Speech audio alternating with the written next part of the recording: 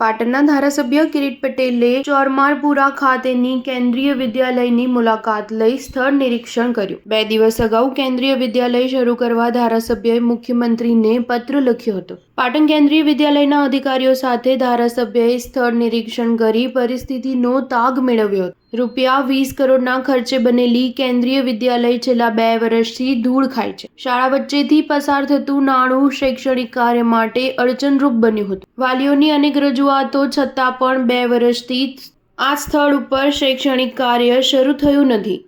આ સ્થળ પર શાળા શરૂ કરવામાં આવે તો કોઈ વાંધો દેખાતો નથી તેવું કિરીટ પટેલનું કહેવું છે। શા માટે અહીં શાળા શરૂ કરવામાં આવતી નથી તે વિચારવા જેવો પ્રશ્ન લોકોના મનમાં આવી રહ્યો છે। Star news 7 Patan.